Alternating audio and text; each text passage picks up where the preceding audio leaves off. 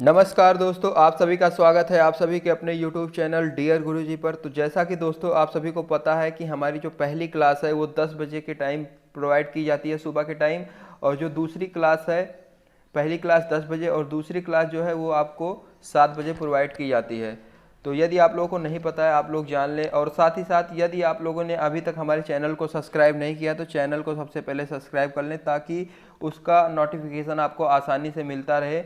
तो चलिए दोस्तों वीडियो को शुरू करते हैं। तो आज का जो हमारा पहला क्वेश्चन कह रहा है कि कर्नाटक संगीत का पितामह किसे माना जाता है। ठीक है, कर्नाटक संगीत का पितामह किसे माना जाता है। तो ये आपके क्या हो जाएंगे, आपके पास 4 ऑप्शन दिए गए हैं, जिसको जो सही लग रहा है वो लोग कमेंट बॉक्स में ज़रूर बताएं। तो आपके पास ABCD, आपको कौन सा ऑप्शन सही लग रहा है। जितने भी लोग का ऑप्शन नंबर बी आ रहा है पुरंदर दास, वो लोग बिल्कुल करेक्ट हो जाएंगे। ऑप्शन बी आपका बिल्कुल सही हो जाएगा। कर्नाटक संगीत के पितामह पुरंदर दास को कहा जाता है। पितामह मतलब जनक, ठीक है, इसके जनक जो है कर्नाटक संगीत के ये हैं। और कर्नाटक में बहुत ही फेमस एक लोक नृत्य है कथकली। तो जितने लोगों को नहीं पता है जान ले। ठीक है दोस्तों, उम्मीद है सबको पता होगा, बहुत कॉमन क्वेश्चन है। अगला क्वेश्चन हमारा कह रहा है कि अलेक्जेंडर की भारत लौटने के उपरांत 323 BC में कहाँ पर मृत्यु हुई थी। मतलब 323 BC में कहाँ पर मृत्यु हुई थी अलेक्जेंडर का भारत लौटने के उपरांत। तो जितने लोगों को नहीं पता है वो लोग जान ले। इसमें ऑप्शन नंबर डी बिल्कुल करेक्ट हो जाएगा। बेबीलोन, बेबीलोन में ही मृत्यु हुई थी अलेक्जेंडर की। ठीक है, और आपको बताना चाहूँगा ये जो बेबीलोन है यहाँ पर विश्व के 7वें अजूबों में इसकी गिनती होती है। तो यहाँ पर एक बेबीलोन का झूलता बगीचा है जो कि विश्व के 7 अजूबे में इसकी गिनती की जाती है। ठीक है दोस्तों, बहुत ही इंपॉर्टेंट था ये बताना। बढ़ते अपने अगले क्वेश्चन की तरफ। अगला क्वेश्चन हमारा कह रहा है कि निम्नलिखित मुगल शासकों में से किसे प्रिंस ऑफ बिल्डर्स के नाम से पुकारा जाता है। मुगल शासकों में पूछा जा रहा है कि मतलब मुगल शासकों में किसे प्रिंस ऑफ बिल्डर्स के नाम से पुकारा जाता है। अकबर या बाबर या जहांगीर या शाहजहां, जिसको जो सही लग रहा है वो ऑप्शन जवाब देते हुए चलिए। तो इसमें जिसका भी ऑप्शन 28वें क्वेश्चन में डी आ रहा है शाहजहां, वो लोग बिल्कुल करेक्ट हो जाएंगे। शाहजहां को ही प्रिंस ऑफ बिल्डर्स के नाम से पुकारा जाता है। और साथ ही साथ दोस्तों मैं आपको बताना चाहूँगा, शाहजहां ने अपनी बेगम मुमताज़ महल की याद में ताजमहल का निर्माण आगरा में करवाया था। ये चीज़ आप लोगों को पता होना चाहिए, बहुत ही इंपॉर्टेंट है, लेकिन बहुत कॉमन है, लगभग सभी को पता होगा। और शाहजहां के पुत्रों के बीच उत्तराधिकारी का युद्ध 1657 ईस्वी में शुरू हुआ था। ठीक है दोस्तों, बहुत ही इंपॉर्टेंट था ये चीज़ बताना। जितने भी लोगों को पता नहीं था वो लोग जान लें। बाकी बढ़ते हैं अपने अगले क्वेश्चन की तरफ। अगला क्वेश्चन हमारा कह रहा है कि निम्नलिखित में से कौन सा वाद्य यंत्र बिना तार का है। गिटार होता है कि तार होता है, ये दोनों चीज़ क्या आपको लग रहा है। AB, अगर नहीं लग रहा है तो C और D में कौन सा लग रहा है आपको। जिनको जो पता है वो जवाब देते हुए चलिए। बहुत ही इंपॉर्टेंट क्वेश्चन है 29वां क्वेश्चन।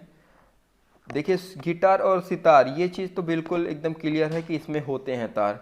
आपको बताना है C और D में कौन सा ऑप्शन सही है। तो जितने भी लोग का ऑप्शन ट्रम्पेट आ रहा है वो लोग बिल्कुल करेक्ट हो जाएंगे। तो ऑप्शन नंबर C बिल्कुल आपका करेक्ट हो जाएगा। दोस्तों बढ़ते अपने अगले क्वेश्चन की तरफ। अगला क्वेश्चन हमारा कह रहा है कि चित्रकला की गांधार शैली का सूत्रपात किसके द्वारा किया गया था। ठीक है दोस्तों, इसमें पूछ रहा है कि चित्रकला की गांधार शैली का सूत्रपात किसके द्वारा किया गया था। बहुत ही इंपॉर्टेंट क्वेश्चन है, जितने लोगों को नहीं पता है वो लोग जान ले। इसमें आपका 4 ऑप्शन दिया गया है, जिसको जो सही लग रहा है ऑप्शन वो कमेंट बॉक्स में ज़रूर लिखे। तो तीसरे का जो ऑप्शन नंबर बी है महायान संप्रदाय, ये चीज़ आपका बिल्कुल करेक्ट हो जाएगा। तो महायान जिसका भी ऑप्शन है वो लोग बिल्कुल करेक्ट हो जाएंगे। और साथ ही साथ मैं आपको बताना चाहूँगा जो गांधार शैली है, गांधार शैली एवं मथुरा शैली का विकास जो है आपका विद्वान वासुमित्र की अध्यक्षता में हुआ था। ठीक है दोस्तों, बहुत ही इंपॉर्टेंट है। जो महायान संप्रदाय है ये आपका ऑप्शन बिल्कुल करेक्ट हो जाएगा। बढ़ते हैं अपने अगले क्वेश्चन की तरफ। अगला क्वेश्चन हमारा कह रहा है कि सालार जंग संग्रहालय कहाँ स्थित है। ठीक है दोस्तों, हैदराबाद में है कि जयपुर में है, कहाँ पर स्थित है, लखनऊ में कि मुंबई में? जितने भी लोगों को इसका आंसर पता है वो लोग जवाब देते हुए चलिए। तो इसका जो आपका सही ऑप्शन हो जाएगा 31वें क्वेश्चन का, वो आपका हो जाएगा ऑप्शन नंबर ए। ठीक है, हैदराबाद। सालार जंग संग्रहालय कहाँ पर स्थित है? आपका हैदराबाद में स्थित है। दोस्तों बढ़ते अपने अगले क्वेश्चन की तरफ। अगला क्वेश्चन हमारा कह रहा है कि निम्नलिखित में से कौन सा नृत्य स्त्री पुरुष दोनों का नृत्य है? ठीक है, बहुत ही इंपॉर्टेंट क्वेश्चन है, मतलब ये क्वेश्चन लगभग पूछा ही जाता है। तो ये आपका कौन सा ऑप्शन सही हो जाएगा? सभी लोग जवाब देते हुए चलिए। इसमें 32वें क्वेश्चन में जितने भी लोगों का ऑप्शन सी आ रहा है, घूमर नृत्य, ये चीज़ आपका बिल्कुल करेक्ट हो जाएगा। तो दोस्तों ऑप्शन नंबर सी आपका बिल्कुल सही हो जाएगा। तो अगला क्वेश्चन हमारा कह रहा है कि सम्राट अकबर ने निम्नलिखित में से किस महल का निर्माण फतेहपुर सीकरी में करवाया था? ठीक है दोस्तों, जिनको भी पता है वो लोग जवाब देते हुए चलिए। तो इसमें जिनका भी ऑप्शन नंबर सी आ रहा है पंचमहल, वो लोग बिल्कुल करेक्ट हो जाएंगे। तो सी ऑप्शन बिल्कुल सही हो जाएगा 34वें क्वेश्चन में। पंचमहल के बारे में आपको बताना चाहूँगा, ये पंचमहल जो है, पंचमहल को हवा महल भी कहा जाता है। और ये कहाँ पर स्थित है? यह है पंचमहल जो है, ये आपका मिलेगा ये राजस्थान के जयपुर इलाके में। ठीक है, बहुत ही फेमस है और ये एक पर्यटक स्थल भी है। ठीक है दोस्तों, बहुत ही इम्पॉर्टेंट क्वेश्चन था। भारत के निम्नलिखित प्राचीन सिक्कों पर शासकों के नाम एवं उनके शरीर के ऊपरी भाग के चित्र बने हुए हैं। ठीक है, तो इसमें आपका कौन सा ऑप्शन सही हो जाएगा? भारतीय यूनानी सिक्कों पर कि कुषाण सिक्कों पर कि गुप्त सिक्कों पर कि छेद किए हुए सिक्कों पर? दोस्तों बहुत ही इंपॉर्टेंट क्वेश्चन है, जिसको इसका जवाब पता है वो लोग इसका जवाब जरूर दें, आंसर कमेंट में ज़रूर लिखें। तो 35वें क्वेश्चन में जिनका भी ऑप्शन सी आ रहा है गुप्त सिक्के, ठीक है दोस्तों, गुप्त सिक्के, ये आपका बिल्कुल करेक्ट हो जाएगा। क्या आप लोगों को मेरी आवाज़ क्लियर आ रही है ना? कुछ लोगों का कमेंट आता है कि सर आपकी आवाज़ बहुत धीमी है, तो क्या आज सही आ रही है ना? ठीक है दोस्तों, चलिए बढ़ते हैं अपने अगले क्वेश्चन की तरफ। अगला क्वेश्चन, इसमें सी में कौन सा ऑप्शन सभी लगाया? सी में आपका ऑप्शन नंबर सी गुप्त सिक्के, ये आपके बिल्कुल करेक्ट हो जाएंगे। तो प्राचीन भारत में गुप्त काल में भी जो है मुद्रक कला का सर्वाधिक विकास हुआ था, ये भी आप लोग जान ले, बहुत ही इम्पोर्टेंट है। और इसके साथ ही आपको मैं बताना चाहूँगा कि विभिन्न प्रकार के सोने, चांदी, तांबे एवं मिश्र धातु के सिक्के जारी किए गए थे प्राचीन काल में, इस काल में। ठीक है, तो दोस्तों बहुत ही इंपॉर्टेंट क्वेश्चन था। चलिए बढ़ते हैं अपने अगले क्वेश्चन की तरफ। अगला क्वेश्चन हमारा कह रहा है कि अखिल भारतीय हरिजन संघ की स्थापना निम्नलिखित में से किसके द्वारा की गई थी? दोस्तों इसमें पूछ रहा है कि अखिल भारतीय हरिजन संघ की स्थापना निम्नलिखित में किसके द्वारा की गई थी? महात्मा ज्योतिबा फूले या राजा राम मोहन राय, डॉक्टर भीमराव अंबेडकर, महात्मा गांधी? वो दोस्तों बहुत ही इंपॉर्टेंट क्वेश्चन है। ये जो आपका 36वां क्वेश्चन है, इसमें जिनका भी ऑप्शन नंबर बी आ रहा है वो लोग बिल्कुल करेक्ट हो जाएंगे। तो ऑप्शन नंबर बी क्या कह रहा है कि राजा राम मोहन राय, ये अखिल भारतीय हरिजन संघ की स्थापना इन्हीं के द्वारा किया गया था। दोस्तों बहुत ही इंपॉर्टेंट क्वेश्चन है। और साथ ही साथ मैं आपको बताना चाहूँगा, ये महात्मा गांधी जी जो थे, ये महात्मा गांधी द्वारा स्थापित हरिजन सेवक संघ के संस्थापक अध्यक्ष घनश्याम दास बिड़ला थे। ठीक है दोस्तों, और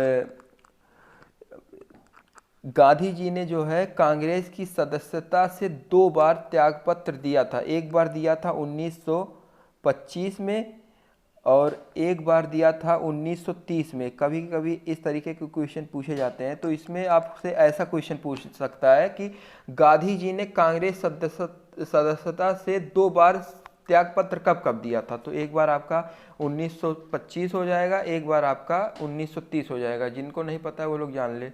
चलिए बढ़ते हैं अपने अगले क्वेश्चन की तरफ। अगला क्वेश्चन हमारा कह रहा है कि गांधी जी के नाम के आगे महात्मा जोड़ा गया। ठीक है, देखिए ये बहुत ही इंपॉर्टेंट क्वेश्चन है, ये बहुत बड़ा फैक्ट है, महात्मा क्यों जोड़ा जाता है गांधी जी के नाम के आगे। तो दोस्तों जिनको पता है इसका जवाब वो लोग ज़रूर इसका आंसर देने की कोशिश करें। तो इसमें क्या कारण हो सकते हैं कि गांधी जी के नाम के आगे महात्मा जोड़ा गया? तो ऑप्शन ए सही है कि बी सही है कि डी सही है कि सी सही है? जितने भी लोगों का ऑप्शन नंबर जो भी है वो लोग कमेंट में ज़रूर बताएं। तो जितने भी लोगों का ऑप्शन नंबर ए है वो लोग बिल्कुल करेक्ट हो जाएंगे। चंपारण सत्याग्रह के दौरान जो है गांधी जी के नाम के आगे महात्मा जोड़ा जाता है। ठीक है दोस्तों चलिए बढ़ते हैं अपने अगले क्वेश्चन की तरफ। अगला क्वेश्चन हमारा कह रहा है कि भारतीय शिक्षा व्यवस्था के संबंध में चार्ल्स वुड डिस्पैच किस वर्ष में आया था? दोस्तों बहुत ही इंपॉर्टेंट क्वेश्चन है, किस वर्ष में आया था? तो इसमें जिसका जो ऑप्शन आ रहा है वो लोग बिल्कुल जवाब देते हुए चलिए। तो ऑप्शन नंबर ए जिनका भी है वो लोग बिल्कुल करेक्ट हो जाएंगे 1854 में। ठीक है दोस्तों, बढ़ते हैं अपने अगले क्वेश्चन की तरफ। अगला क्वेश्चन हमारा कह रहा है कि अंग्रेज सरकार ने किस वर्ष बिहार को अलग प्रांत बनाया? ठीक है, अंग्रेज सरकार ने किस वर्ष बिहार को अलग प्रांत बनाया था? सोचो, बिहार को अलग प्रांत अंग्रेजों ने ही बना दिया था। तो जिनका भी जवाब इसमें ऑप्शन नंबर 39वें क्वेश्चन में जिनका भी जवाब ऑप्शन नंबर बी आ रहा है 1912 ईस्वी, वो लोग बिल्कुल करेक्ट हो जाएंगे। तो 1912 ईस्वी में ही अंग्रेज़ों ने बिहार को अलग प्रांत बनाया था। 1947 तक अंग्रेज भारत छोड़कर चले गए थे, ये सबको पता है। इसीलिए इसमें जितने भी ऑप्शंस दिए गए हैं 1947 के पहले के दिए गए हैं। तो इसीलिए थोड़ा सा कन्फ्यूजन हो जाता है कि 1936 है कि 11 है कि 31 है। तो दोस्तों 1912 ऑप्शन बिल्कुल करेक्ट हो जाएगा जिनका भी है। बढ़ते हैं अपने अगले क्वेश्चन की तरफ। अगला क्वेश्चन हमारा कह रहा है कि नमक सत्याग्रह के दौरान निम्नलिखित में से कौन गांधी जी से जुड़े हैं? ठीक है दोस्तों, इसमें पूछ रहा है कि नमक सत्याग्रह के दौरान निम्नलिखित में से कौन गांधी जी से जुड़े हैं? एनी बेसेंट या सरोजनी नायडू, या ऑप्शन नंबर सी आपका सारा भाई या सरदार पटेल। 40वां क्वेश्चन बहुत ही इंपॉर्टेंट है। इसमें जितने लोगों का ऑप्शन सरोजनी नायडू आ रहा है वो लोग बिल्कुल करेक्ट हो जाएंगे 40वें क्वेश्चन में। सॉरी दोस्तों, थोड़ा सा जवान लड़खड़ा गया। तो जितने भी लोगों का ऑप्शन नंबर बी आ रहा है वो लोग बिल्कुल करेक्ट हो जाएंगे। और साथ ही साथ मैं आपको बताना चाहूँगा नमक सत्याग्रह के दौरान निम्नलिखित में से गांधी जी से जुड़े थे सरोजनी नायडू। और साथ ही साथ ये जान लीजिए आप लोग, भारतीय राष्ट्रीय कांग्रेस की अध्यक्ष बनने वाली प्रथम भारतीय महिला जो थी सरोजनी नायडू थी। ठीक है दोस्तों, ये बहुत ही इंपॉर्टेंट क्वेश्चन है, आपसे पूछा जा सकता है कि भारतीय राष्ट्रीय कांग्रेस की अध्यक्ष बनने वाली प्रथम भारतीय महिला कौन सी थी? तो आप लोग सरोजनी नायडू जवाब दे सकते हैं। ये चीज़ बिल्कुल करेक्ट हो जाएगा। सरोजनी नायडू जो थी ये थी भारतीय राष्ट्रीय कांग्रेस की अध्यक्ष बनने वाली प्रथम महिला। ठीक है, प्रथम महिला थी दोस्तों। जितने भी लोगों को नहीं पता है वो लोग जान ले, ये प्रथम महिला थी भारतीय राष्ट्रीय कांग्रेस की। ठीक है दोस्तों, चलिए बढ़ते हैं अपने अगले क्वेश्चन की तरफ। अगला क्वेश्चन हमारा कह रहा है कि 1943 में नेताजी सुभाष चंद्र बोस ने स्वतंत्र भारत आज़ाद हिंद की अंतकालीन सरकार के गठन को उद्घोषित किया था। कब किया था?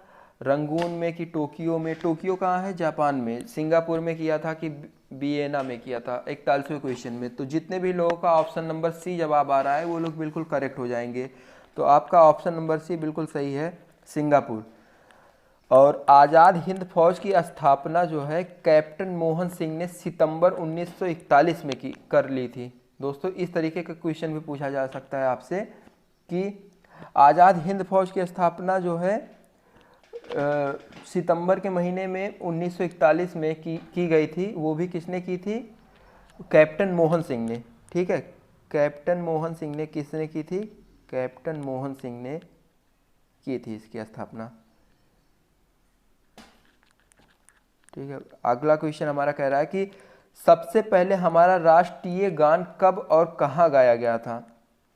बहुत ही इंपॉर्टेंट क्वेश्चन है ये, क्योंकि अपने राष्ट्रीय गान के बारे में पूछा जा रहा है और ये सबसे पहले कहाँ गाया गया था, ये क्वेश्चन बहुत ही इंपॉर्टेंट है। तो राष्ट्रीय गान आपका क्या है? जनगण मनगण अधिनायक जया है, ये है आपका राष्ट्रीय गान। ये सबसे पहले कहाँ गाया गया था? इसे रविन्द्रनाथ टैगोर ने 1912 ईस्वी में लिखा था तथा इसे प्रकाशित किया था। ये चीज़ बहुत इंपॉर्टेंट है, आप लोग जान लें। और ये गाया कहाँ गया था? पहले से क्वेश्चन में कह रहा है कि ये कहाँ गाया गया था, तो ये आपका गाया गया था कलकत्ता में 27 दिसंबर 1911 ईस्वी में। और इसके साथ ही आप लोग ये भी जान लें कि जो ये आपका राष्ट्रीय गान है जनगण मनगण अधिनायक जया है, ये आपका रविन्द्रनाथ टैगोर ने, किसने लिखा था? रविन्द्रनाथ टैगोर। बहुत ही इंपॉर्टेंट क्वेश्चन है, रविन्द्रनाथ टैगोर। ये आपका राष्ट्रीय गान रविन्द्रनाथ टैगोर ने 1911 ईस्वी में, सॉरी 1912 ईस्वी में लिखा था। ठीक है दोस्तों, ये बहुत इंपॉर्टेंट है। रविन्द्रनाथ टैगोर ने 1912 ईस्वी में ये आपका राष्ट्रीय गान लिखा था। और ये कहाँ पर गाया गया था? कलकत्ता में 27 सितंबर 1911 ईस्वी को गाया गया था। ठीक है दोस्तों, 42वें क्वेश्चन में ऑप्शन नंबर आपका सी बिल्कुल करेक्ट हो जाएगा। लिखा तथा प्रकाशित किया था। ठीक है दोस्तों, मतलब इसको गाने से पहले ही इसे, मतलब इसको प्रकाशित करने से पहले ही इसको पहले गाया गया था। और ये आपका 1912 ईस्वी में आया था। ठीक है, बढ़ते अपने अगले क्वेश्चन की तरफ। अगला क्वेश्चन हमारा कह रहा है कि भारत के संविधान में मौलिक अधिकार, इसमें आपके कौन से ऑप्शन सही हो जाएंगे? 83वें क्वेश्चन में मौलिक अधिकारों के विचार का सूत्रपात वर्ष 1215 ईस्वी में इंग्लैंड के मैग्ना कार्टा से हुआ था दोस्तों। ठीक है, तो इसमें जिसका ऑप्शन जो है वो लोग कमेंट में ज़रूर बताएं 43वें क्वेश्चन में। तो जिनका भी ऑप्शन नंबर ए आ रहा है वो लोग बिल्कुल करेक्ट हो जाएंगे। मूल संविधान का हिस्सा थे।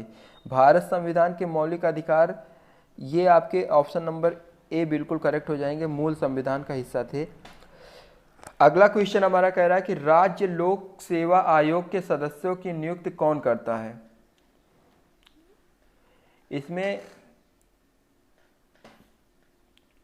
पूछा जा रहा है कि राज्य लोक सेवा आयोग के सदस्यों की नियुक्ति कौन करता है।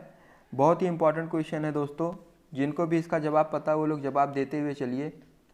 तो इसमें आपका जो भी ऑप्शन सही है आप लोग कमेंट बॉक्स में ज़रूर बताएं। 44वें क्वेश्चन में, 44वां क्वेश्चन में आपका ऑप्शन नंबर सी राज्यपाल। मैं आप लोगों को सोचने का मौका देता हूं जिससे आप लोग कुछ दिमाग लगाएं। तो इससे जब आप दिमाग लगाएंगे, थोड़ा सा सोचेंगे, अपनी स्मृति पर ध्यान देंगे, तो आपको थोड़ा सा समझ में आएगा कि हमें कैसे कौन सा ऑप्शन सही लगाना है। तो 44वें क्वेश्चन में आपका आंसर जो है वो आपका राज्यपाल, ये चीज़ बिल्कुल करेक्ट हो जाएगा। तो दोस्तों बढ़ते अपने अगले क्वेश्चन की तरफ। अगला क्वेश्चन हमारा क्या कह रहा है कि भारतीय गणतंत्र में किसी राज्य की सदस्यता है ऐच्छिक, अस्थाई, अनिवार्य, पसंद। इसमें कौन सा ऑप्शन आपका सही हो जाएगा 45वें क्वेश्चन में? तो आपका ऑप्शन नंबर सी अनिवार्य, ये बिल्कुल करेक्ट हो जाएगा। दोस्तों बढ़ते अपने अगले क्वेश्चन की तरफ। अगला क्वेश्चन हमारा कह रहा है कि भारतीय संविधान का निम्नलिखित में से कौन सा पक्ष यूएसए के संविधान के समान है? कानून का शासन, मौलिक अधिकार, राज्य के नीति निर्देशक तत्व, दृढ़ संविधान। इसमें से आपका कौन सा ऑप्शन सही है 46वें क्वेश्चन में? तो आपका जो 46वां क्वेश्चन है इसमें ऑप्शन नंबर बी मौलिक अधिकार, ये चीज़ बिल्कुल करेक्ट हो जाएगा 46वें क्वेश्चन में। और साथ ही साथ मैं आपको बताना चाहूँगा, ये जो मौलिक अधिकार है ये आपका अमेरिका के संविधान से निम्न सहायता ली गई थी, तब ये बनाया गया था। ठीक है दोस्तों, बढ़ते अपने अगले क्वेश्चन की तरफ। अगला क्वेश्चन हमारा कह रहा है कि कौन सी नदी दक्षिण भारत की गंगा कहलाती है? इसमें पूछा जा रहा है कौन सी नदी दक्षिण भारत की गंगा कहलाती है। तो आपका इसमें जो 47वें क्वेश्चन में आंसर हो जाएगा वो हो जाएगा ऑप्शन नंबर बी। जितने भी लोग ऑप्शन नंबर बी जवाब दे रहे हैं वो बिल्कुल करेक्ट हो जाएंगे। दक्षिण भारत की गंगा कहलाने वाली नदी का नाम क्या है? कावेरी। ठीक है दोस्तों, बढ़ते हैं अपने अगले क्वेश्चन की तरफ। अगला क्वेश्चन हमारा कह रहा है कि किस राज्य की सीमा चीन से जुड़ी हुई है? नागालैंड, मणिपुर, असम, अरुणाचल प्रदेश। तो 48वें क्वेश्चन में आपका जो आंसर है बिल्कुल डी आपका बिल्कुल सही हो जाएगा। दोस्तों option number D Arunachal Pradesh, ये आपका बिल्कुल करेक्ट हो जाएगा। जितने भी लोग का ऑप्शन डी है वो लोग बिल्कुल सही हो जाएंगे। बढ़ते हैं अपने अगले क्वेश्चन की तरफ। अगला क्वेश्चन हमारा कह रहा है कि भारत में झूम कृषि जुड़ी हुई है। देखिए बहुत ही इंपॉर्टेंट क्वेश्चन है ये, भारत में झूम कृषि जुड़ी हुई है आशीष। तो इसमें जो भी आपका आंसर है वो लोग आप कमेंट में बताएं ज़रूर। तो 49वें क्वेश्चन में जनजातीय आदिवासी लोगों से झूम कृषि जो है आदिवासी लोगों के द्वारा की जाती है, उन्हीं से जुड़ी हुई, उन्हीं से की गई ये शुरुआत है। और मैं आपको बताना चाहूँगा कि झूम कृषि जो है आमतौर पर पर्वतीय क्षेत्रों में की जाती है। पर्वतीय क्षेत्रों में कृषि कार्य के लिए वनों को साफ किया जाता है और उन्हें 2-3 वर्षों तक खेती करने के बाद बदल कर फिर दूसरे जगह खेती की जाती है। तो आपसे ये क्वेश्चन भी पूछा जा सकता है कि झूम कृषि आमतौर पर कहाँ पर की जाती है, तो आप लोग आंसर दीजिएगा पर्वतीय क्षेत्रों में झूम कृषि आमतौर पर की जाती है ट्रेन। ठीक है दोस्तों, पर्वतीय क्षेत्रों पर सभी को पता होना चाहिए।